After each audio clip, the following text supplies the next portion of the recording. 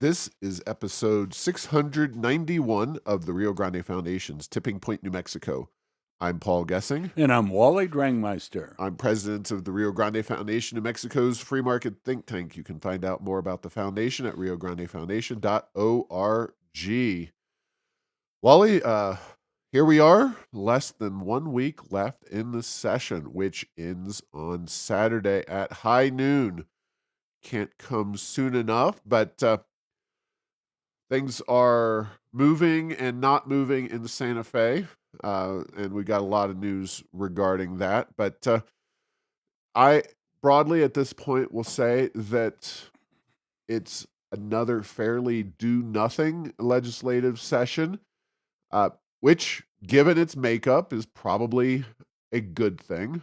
I think it points to their continued unwillingness among the Democrats who control the process up there to rock the boat too much.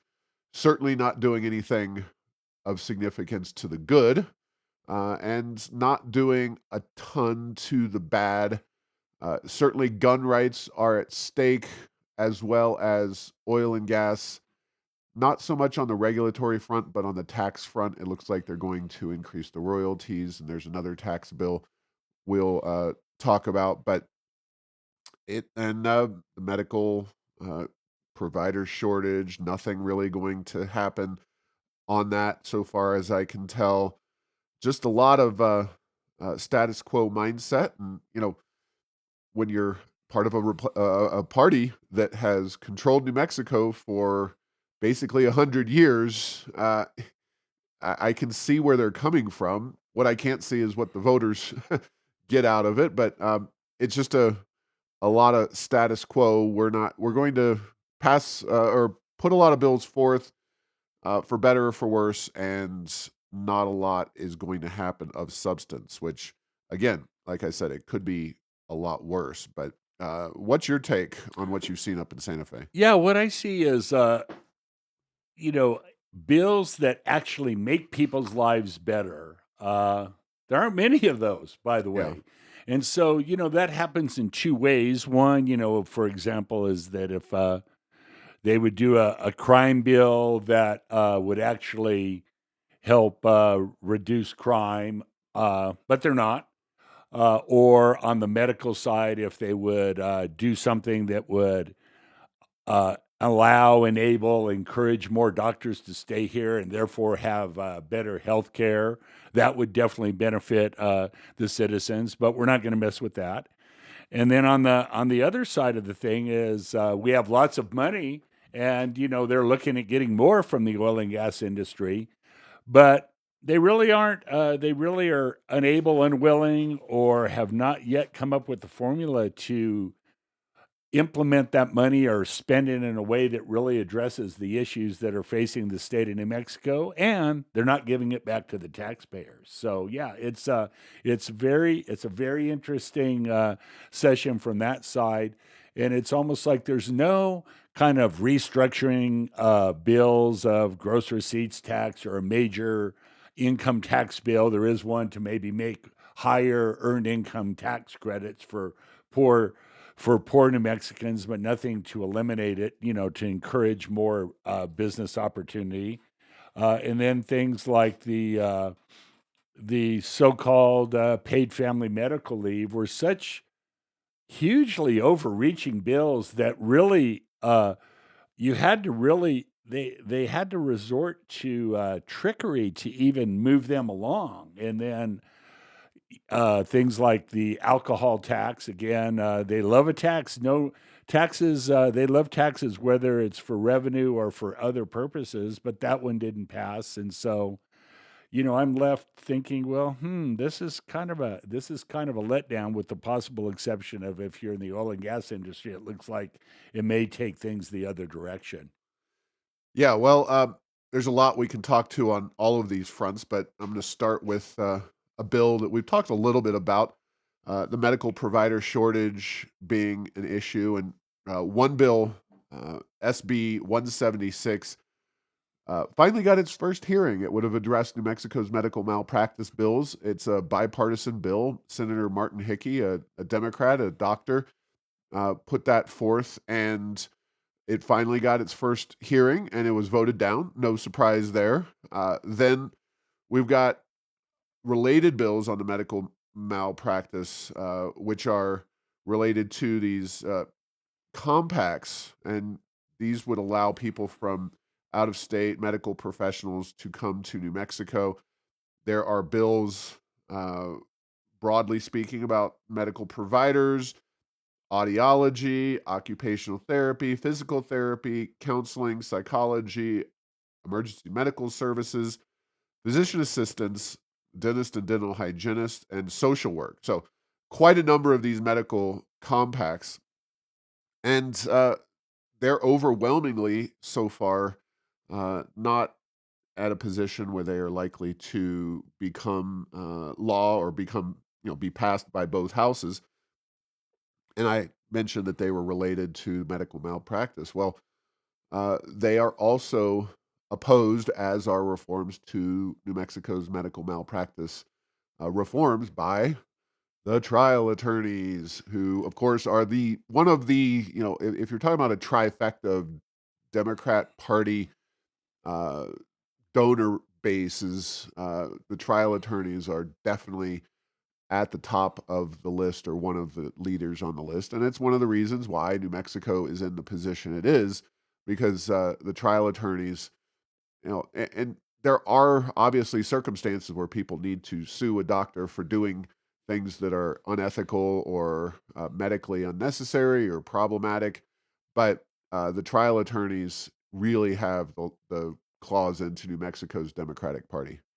Yeah, Paul, there is no question that is the case. And, you know, I heard an old legislator who happened to be attorney many, many years ago say, we don't really need lobbyists at the New Mexico legislature because enough of us attorneys are in the legislature. We know what we want to do, and we don't need somebody else telling us what to do. Now, having said that, there is still a lot of money from the lobbying community that goes to trial attorneys that are in the legislature, and they even went as far as did a an op-ed that I read in the New Mexico Political Report, where a trial attorney blamed "quote unquote" out-of-state hospitals, bad actors for this. Well, the at the rate we're going, it's not who owns the hospital right now; it's whether they can remain solvent. And even not-for-profit hospitals, if they lose enough money, they go out of business. And so that's the real issue we have, is it's so expensive to be a provider. And if you do make a mistake, the system is definitely out to get you in a huge way. And I have a feeling this issue is not going to go away, because the the settlement limits are so high, and they tend to be relatively easy to get, that Paul, we have attorneys coming from out of state to sue in New Mexico because it's such a rich field. This is the one of the best places to be a trial attorney. So it's not the best place to get health care, and absent some things changing, it may get worse before it gets better.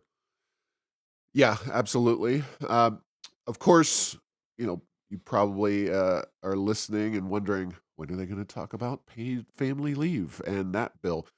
That is the most critical bill. Another bill that failed in this since last time we talked over the weekend. It failed on Saturday in the Senate Finance Committee.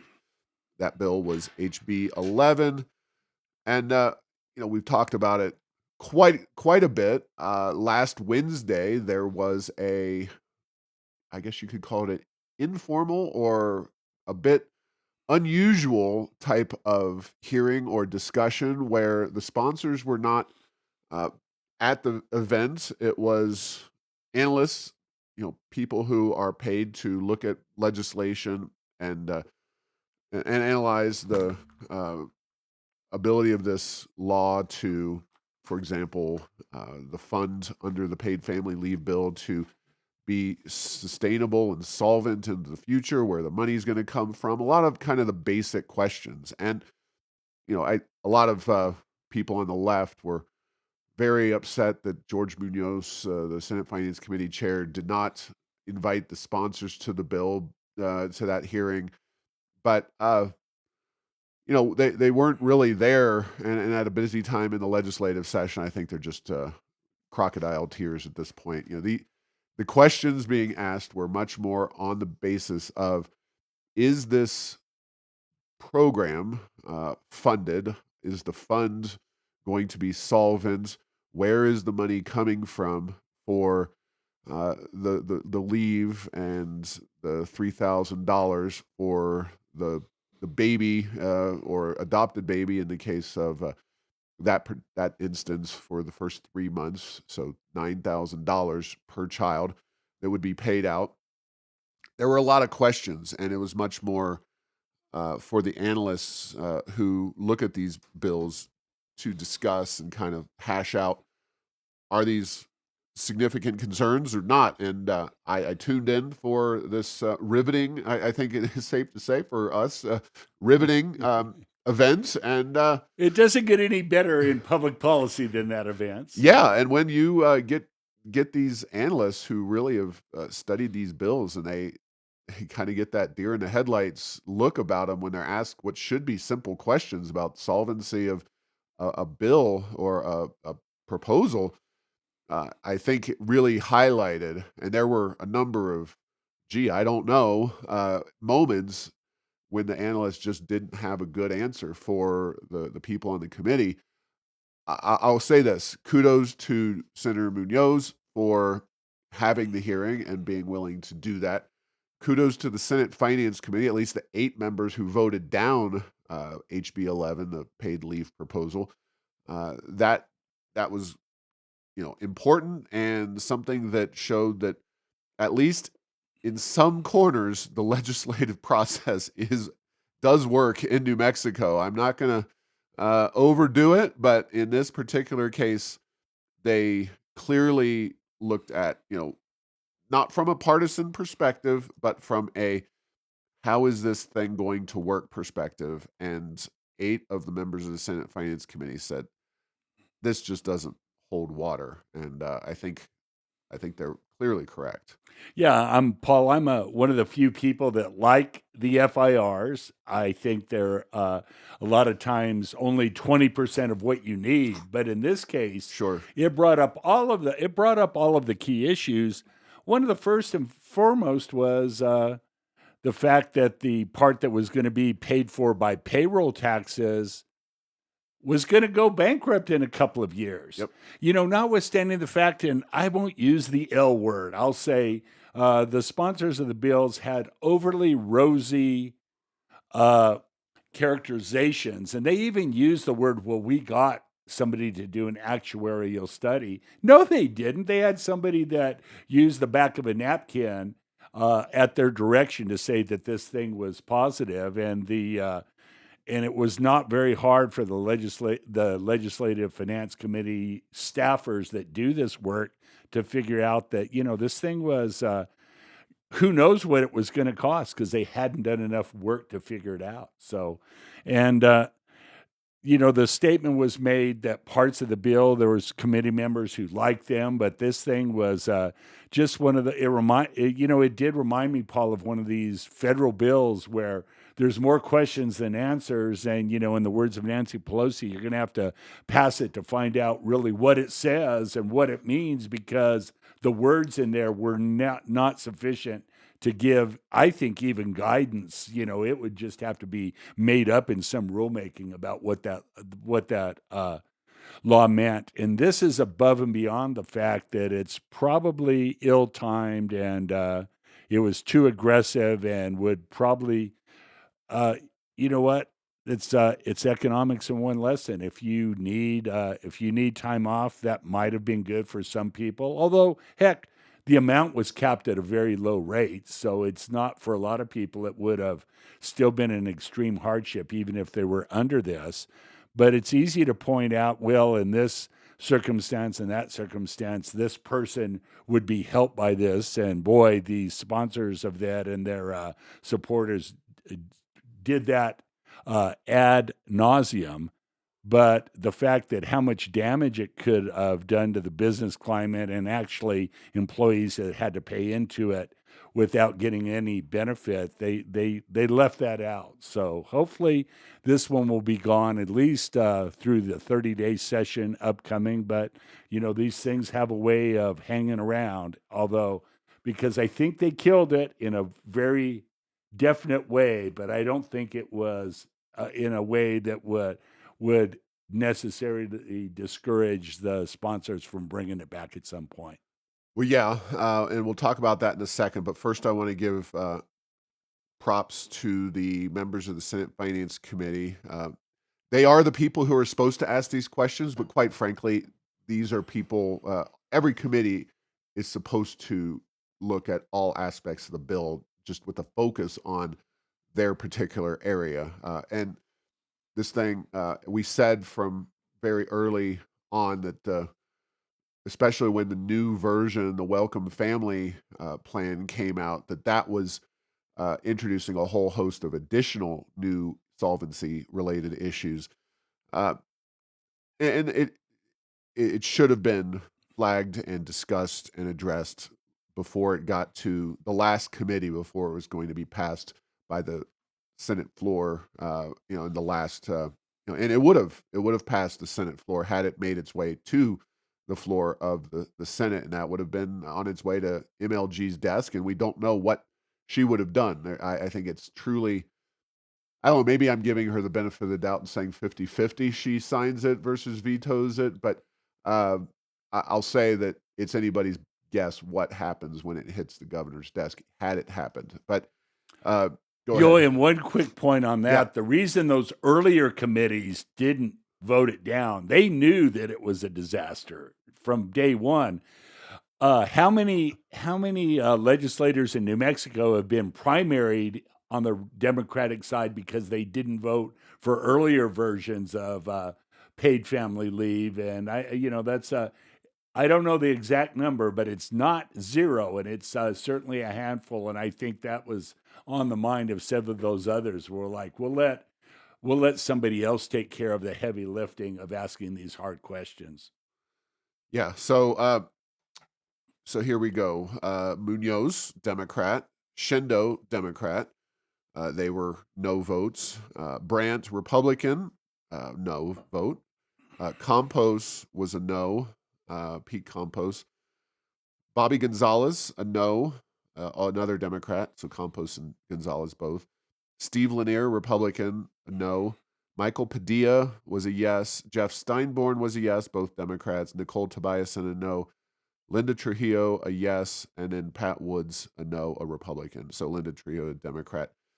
And yeah, these are the people on the Senate Finance Committee who did their jobs. And kudos to those folks over the weekend on Saturday for stepping up and opposing this particular terrible, terrible idea. So just to put a kind of a capstone on this, when the session began, we talked about this as the most important single bill, and that while there are a lot of things that we would like to see happen, a lot of other things we don't want to see happen, if that bill died, it would be considered a broadly successful session. So, given the low expectations that we had 55 days ago, I would say that we're going to have another moderately successful legislative session here. No, I completely agree, Paul. Is that was a big one, no question. All right, now there is other legislation afoot, and a lot of it is not particularly great for New Mexico or New Mexicans. And one of those bills is a HB 14. Now, it was scheduled for the House calendar yesterday, meaning that would be on the floor. I watched some of the proceedings. They were mostly talking about new regulations on selling trailer parks. That was the thing that. And look, it. You can't, Paul. You cannot walk out onto the streets of Albuquerque or any city in New Mexico without having somebody bring up trailer parks to you. uh, Maybe put homeless in there, and that may be a little closer to the truth. yeah, but it's it is another facet of where you have policymakers who are really pushing on. Uh, let's see. So on an issue that is important, in this case, it would be yet another overreach on the regulatory front when it came to trailer parks. So looks like HB 14 did wind up having a vote yesterday, largely along party lines, although there's always some excused and maybe one or two folks that shifted, but yays 40 to 27. And And what HB 14 is the earned income tax? so that's the thing. Yes, this bill in its original form. So this was one of those bills that got amended to dramatically change what it actually does. So it still has the earned income tax credit expansion, and uh, there are concerns and questions with anything relating to earned income tax credit at the federal, and this piggybacked, and the bill would specifically. So we have a piggyback state level earned income tax credit. This expanded it. The problem is it is a refundable tax credit, and it expands that by HB 14. And refundable is just another way to say that you take a tax credit that gives you something back for taxes paid, and instead takes people who aren't paying taxes and gives them money, which is a welfare program. And we originally had HB 14 was just a tax credit as a -2 in the Freedom Index. So something that we don't like. We believe that the state has ample revenue to cut taxes for everybody. And, everything we do is colored by that reality. So, maybe a moderate tax reduction, if it weren't refundable, that would be a different story. We'd be fine with that. But once you start adding new, essentially welfare programs where you're just cutting checks to people, not a good idea. So -2, moderately bad, not particularly, huge on the scale of 8 plus or 8 minus and somewhere in between. But then they decided in their infinite wisdom to fund this revenue loss by throwing HB 548 into it, which is a new tax on the oil and gas industry. Now, this was portrayed and called the Oil and Gas Equalization Tax Act. What it really means is just another tax increase on oil and gas, and they would use that money to fund these refundable tax credits. So that took Yeah, it and from Paul, and in the context of the yeah, bill, equalization means you're going to pay more. That's all it means. yeah, Do not read anything yeah, more into that. yes, equalize. It is I'm going true. to equalize you, Paul. It's like I've got a gun and I'm going to Yeah, equalize money from you. yeah, it is truly the New Mexico legislature's way that, especially when you're talking about business, but in particularly oil and gas industry, that equalization does not mean you're going to lower taxes and give everybody a better deal. It is we are going to equalize in some metaphysical way by raising taxes. So, yes, read equalize as increase, and you have what you have. So, this was a -6 scored piece of legislation by the time it hit the House floor, and that's what we get was 40 plus votes, 40 yes votes, and 27 no votes. And you know, it's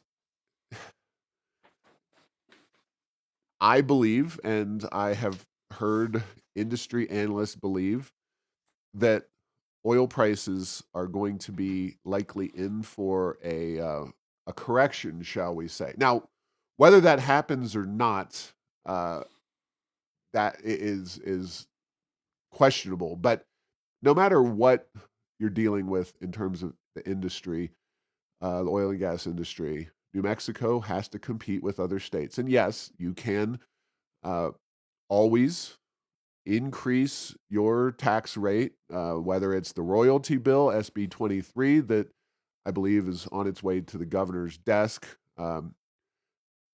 That's on state lands only, or equalization on all oil and gas that's drilled here in New Mexico. You can always go and increase the price and the tax, but you are going to run up against reality, which, it's kind of the Laffer curve in a way that at what point are you maximizing your revenue, or at what point are you overdoing it and you're chasing, uh, you know, the industry out of New Mexico? And those are interesting and relevant questions, but HB 14 is a perfect example. If you were enacting, oh, gross receipts tax reform, and say we were in a much tighter budgetary environment, and we were we were doing something valuable for the economy like GRT reform, this would be a much tougher vote for us to contemplate, because you're doing one thing that's targeting a specific industry through a tax increase, and you're potentially doing something that could have some very positive impacts on New Mexico's economy if you're reforming the GRT and eliminating pyramiding and making it much more like a sales tax. That would be a difficult decision for us. But what New Mexico's legislature is doing, or the legislators, the Democrats who control it, is, at the best, they are creating new government programs. They're putting money into sovereign wealth funds.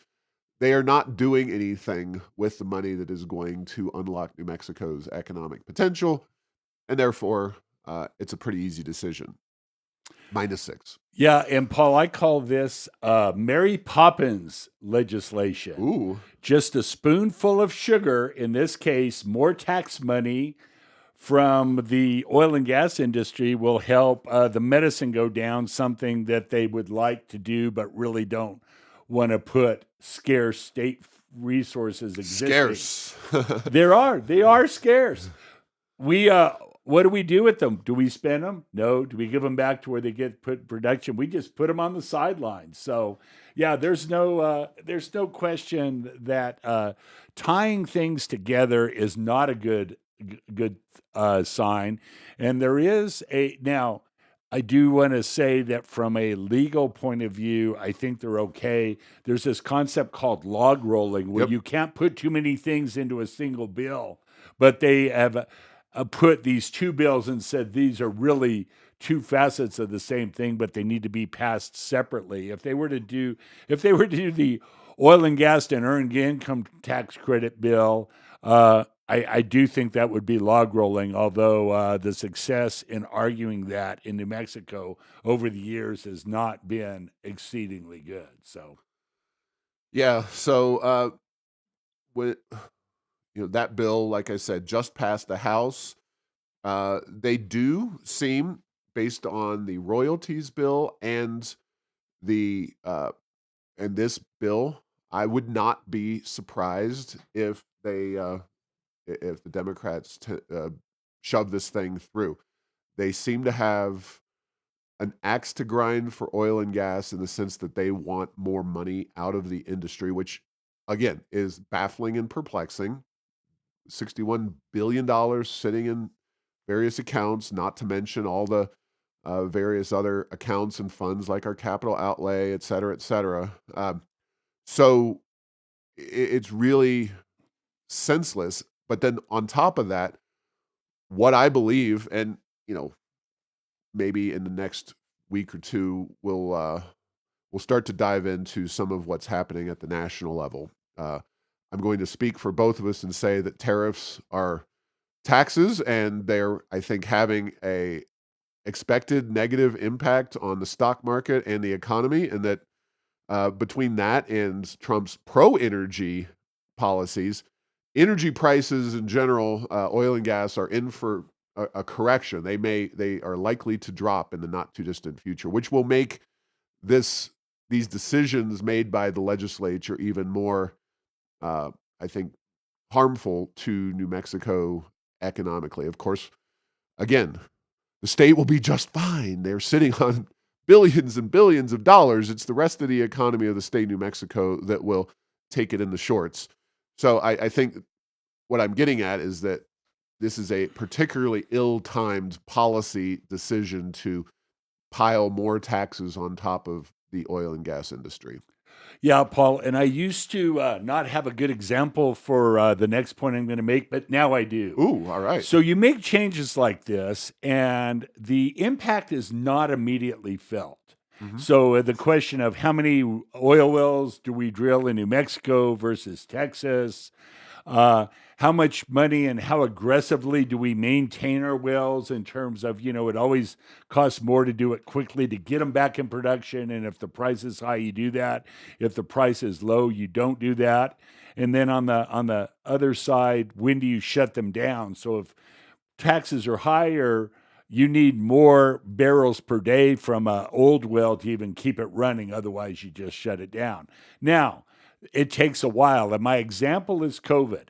The oil and gas industry is a supply chain, and you make a big shock to a supply chain in terms of changing the rules, like say COVID-19.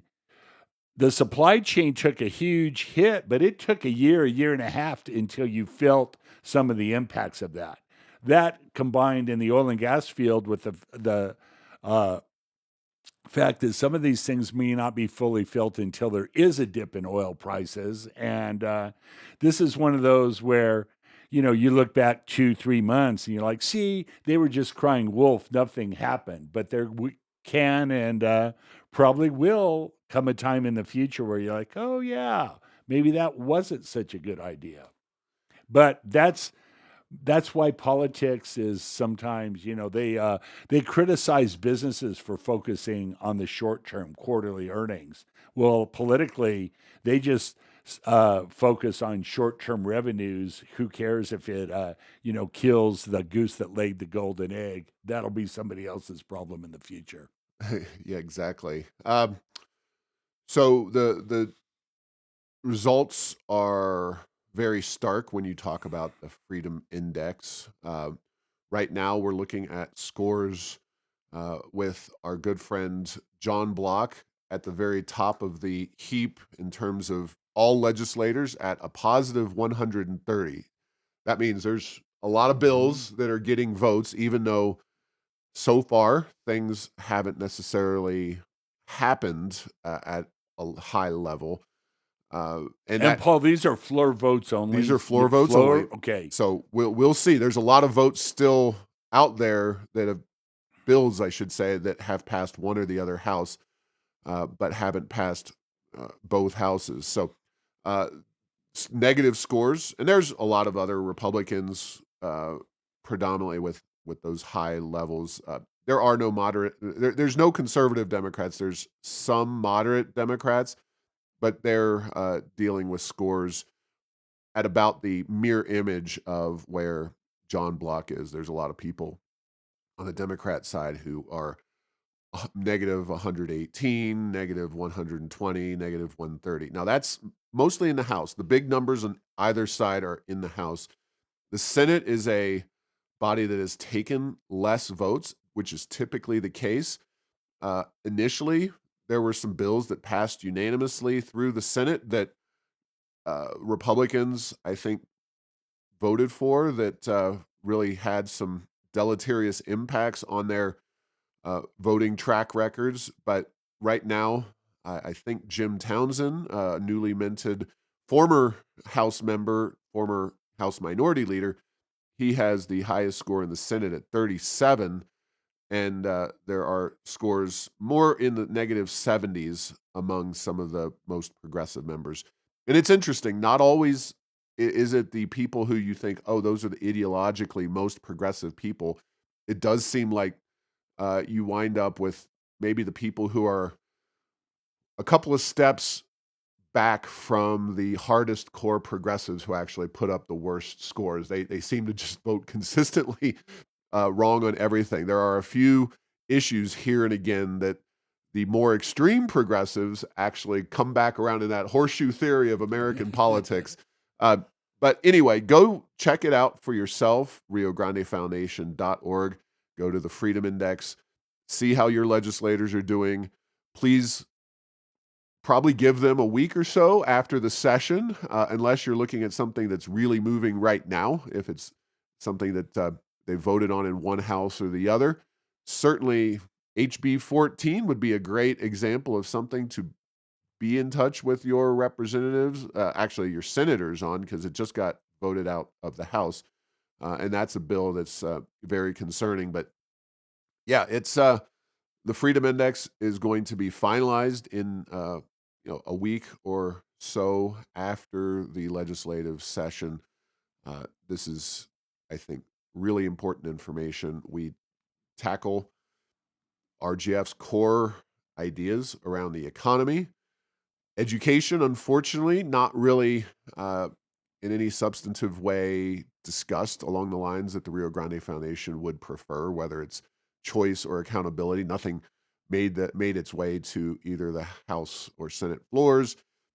Constitutional liberties, gun rights, those things are rated, and they certainly have a lot of votes on those kinds of issues. Energy, definitely one of the defining characteristics, and one that I think we are continuing to see, and I'm not sure how to portray this in the data, but I think if you looked at Freedom Index data from a decade or 14, 15 years ago when we really got this project rolling, you would probably see a significant shift to the left, or the willingness to attack the oil and gas industry has grown in the legislature, especially among the progressives.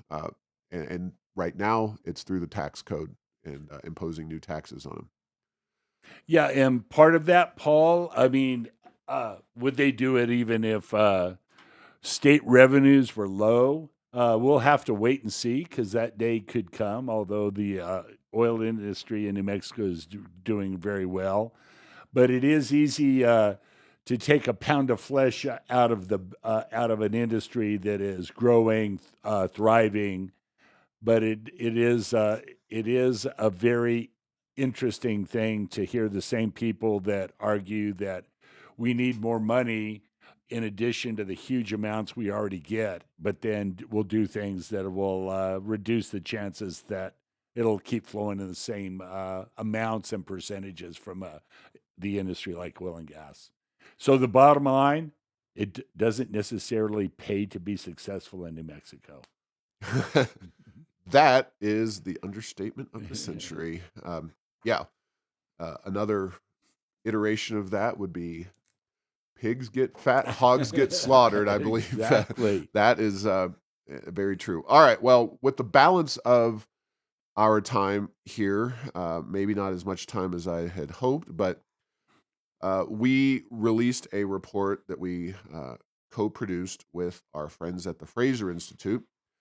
Astute listeners to this show will recall that we talked to folks from the Fraser Institute. They're based in Canada. They're a free market think tank, and they publish, among other things, they have a World Economic Freedom Report. They have the 50 states, Canadian provinces, Mexican states even, and they really go into looking at economic freedom. Now, in summary, briefly, economic freedom is simply the ability to willingly engage in economic transactions without government telling you who you can, how much you have to pay, et cetera, et cetera.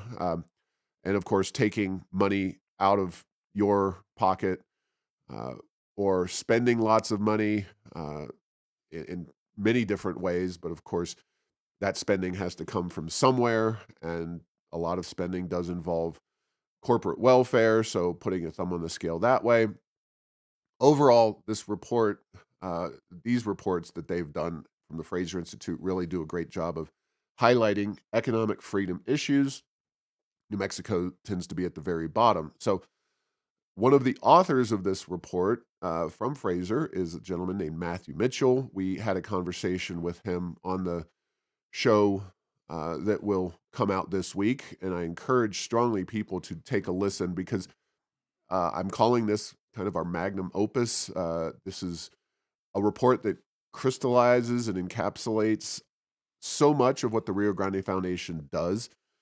And I'll just run through a few of the specific charts that we have in this report that show the upshot of economic freedom or lack thereof in the case of New Mexico. Now, our report notes that New Mexico is the only state between 1981 and 2022 to have lost economic freedom. Now, that right there is intriguing and perhaps the most important aspect of this report. Uh, Even some states that you think, wow, California, yep, California gained economic freedom over that time period. In fact, the states that grew more free relative to others, and remember, this is not an equity-based situation. We're not all starting from the same starting point. We're starting from wherever we were in 1981 and moving all the way to 2022, which is a relatively long time period in economic progress. Michigan grew the fastest. Alaska, West Virginia, Massachusetts, and New York. Not exactly your murderer's row there, but states that have improved upon their economic freedom status. New Mexico being the only state to have less economic freedom now than it did. Arizona, Hawaii, California, Maryland at the bottom. So, just kind of interesting. Of course, the most interesting thing to us is New Mexico's decline. Now, what does that mean? Well, it means that New Mexico's population growth relative to neighboring states from 2013 to 2022, a decade, New Mexico 1% percent change in population. Oklahoma 4%. Colorado 11%, Arizona 12%, Texas 14%, Utah 16%, the region as a whole 12%. Employment growth 1% New Mexico, 5% Oklahoma, 19% Colorado, 21% Texas, 21% Arizona, 28% Utah, average of 19%. We're at 1%. Income growth. Now, we do beat out Oklahoma in this. Oklahoma has two disadvantages. They're not nearly as attractive and beautiful of a state as New Mexico is. Sorry to my Oklahoma peeps out there, but they also are next to Texas, where Texas has a zero income tax. And, uh, we get the wind good and hard here in the springtime in New Mexico, but it's kind of like that in Oklahoma every day of the year. They're at 9% income growth, 21% in New Mexico, 27% Texas, 41% Arizona, 42% Colorado, 54% Utah, average of 34%. And GDP, same deal. We're just above Oklahoma, 13% for us, 27% Texas, 35% Colorado, 37% Arizona, 52% Utah, average of 31% in the region. So New Mexico's, also highest poverty rates and 66% of children receiving food assistance um, relative to other states in the region at 38%. So New Mexico is lagging in economic freedom, and we're not lagging in poverty, or we are, depending on how you look at it. We're at the bottom, though, and jobs, economic growth, GDP, et cetera. Uh, it's kind of that old routine about the top of all the bad lists, bottom of the good lists. And if you look at economic freedom, I think you can tell why. Yeah, it's not like we need to search very hard, very hard, very long, or very deep to find out the reasons, Paul. And then the other thing that occurred to me with regard to how, because New Mexico's been down for so long. There's a concept in statistics known as reversion or regression to the mean, which in New Mexico's case is surely there's nowhere to go but up. You Right. know, we've gone down for so long. There's almost no further amount further we can go down, and yet we do. And so we continue to be on this particular item. Which, Paul, what would you now? You say why is this important? Is because these indicators are an indication of a successful society. You know, Mhm. these are what early indicators of successful society. In and of themselves, they don't make us society successful, but without them, a society becomes unsuccessful. And I guess New Mexico is not looking too good. But I guess if you look out there on the streets, that isn't a huge surprise either. It's not like our problems are being hidden. You know, people that try to get a doctor appointment can't get one for 6 months. Going, you know, heaven forbid you drive down Wyoming and Central or Zuni and that area and see what's going on the streets in New Mexico. It's not a huge surprise. Yeah, it is, it is amazing that people in New Mexico go to the polls election after election, and even if you don't travel much, and I think maybe that would be an interesting analysis. I'm not sure if you could find solid information, but do people from New Mexico travel outside the state at as high of rates as people in other states? I mean, we are a big physically state with very sparse population, and I don't know what runs through the average New Mexican's mind when they go to Phoenix or Denver or, I mean, Las Vegas.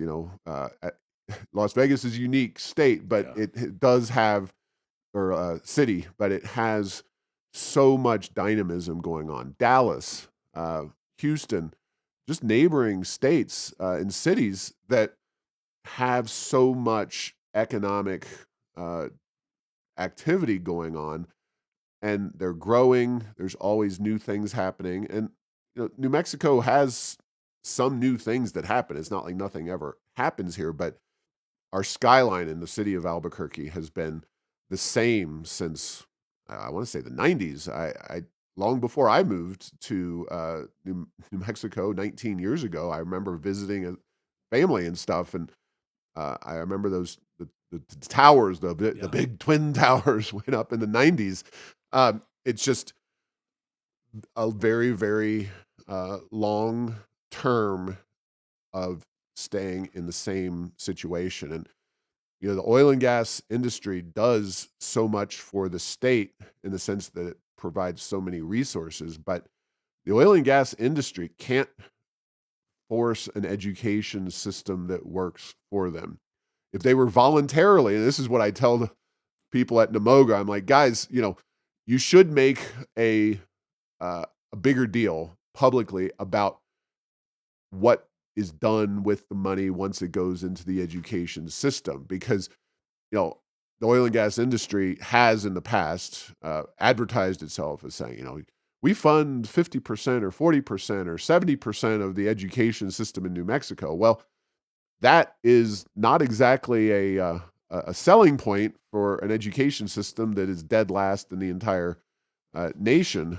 And, you know, would it be better without oil and gas? I don't know. Would this state be better? Would we force our political leadership to do more for the state if a national lab or a military installation went away? I don't know, but uh, the free money, the we'll just call it the Hunter Biden effect. We are the Hunter Biden of states. We're a trust fund baby that's gotten a lot of money and a lot of privilege, and we are frittering it away on a constant basis. And that's, I think, we'll just go with the Hunter Biden of states. Yeah, and Paul, I've brought this up before, but I do think it applies to New Mexico. Early in my career, when I worked at international public accounting firm. We had some high wealth families, and there's some trust fund kids, not all of whom did very well. You know, that money, and some of them hurt them. And one of the partners I was talking about, he goes, he said that no, the money itself isn't necessarily cause their problems because money doesn't change the direction things are going, it just accelerates it. And so in New Mexico, we're doing bad. So let's pass a bunch of but we have a lot of money, so we can get bad worse quicker. You know, things like instead of having good health care and streets that are safe and education that's good. Let's try all of these other untested or damaging policies because we have the money to do them, and it creates maybe at some level slight improvements at the periphery while hollowing out the core, with the exception of oil and gas because it's the industry different. Yeah, well, I mean, it's depressing, it's unfortunate, but I do encourage folks to take a look at this report. It is at both the Rio Grande Foundation page as well as the Errors of Enchantment. The charts are all there front and center for folks to look at. Uh, it, it it is reality, and the path is very clear. If New Mexico and New Mexicans, and I'm sure that everybody who listens to this show, they go vote, and presumably they vote for people that are not the ones perpetrating this kind of disaster on New Mexicans. But we need everybody on board, and it'll be interesting in just a couple of years to see what the political climate is like. Of course, we'll have a governor's race, and before that, we have this year mayor of Albuquerque and city council and school board and a lot of other uh, elections at the city level. But it's the governor and the legislature that really drive this state forward or backwards, and we've been in reverse for quite a while, back to 1981, and we at least I'm sure we could find whether New Mexico what was New Mexico's epigee in terms of its most attractive. I personally think the Richardson years, the early Richardson years prior to the economic crisis of 2008, when he was cutting taxes, when even though it was kind of a chimera with Eclipse Aviation and some of the things that he did, uh, Richardson at least had a orientation towards growing New Mexico and embracing some forms of freedom, like dramatic reductions in income taxes, et cetera. And the growth not just in government. Yes, exactly. Yeah. We've certainly regressed, and regressed quite hard during during Michelle Lujan Grisham's term in office.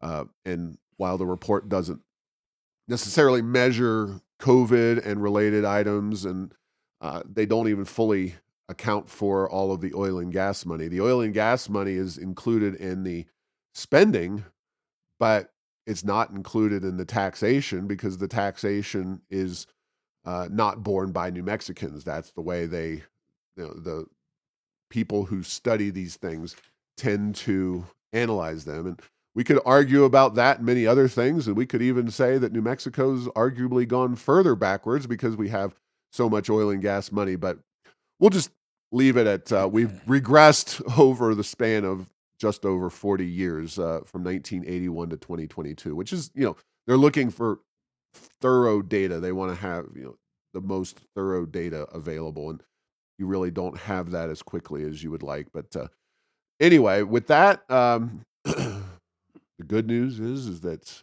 our lives and property will be much safer the next time we talk, Wally.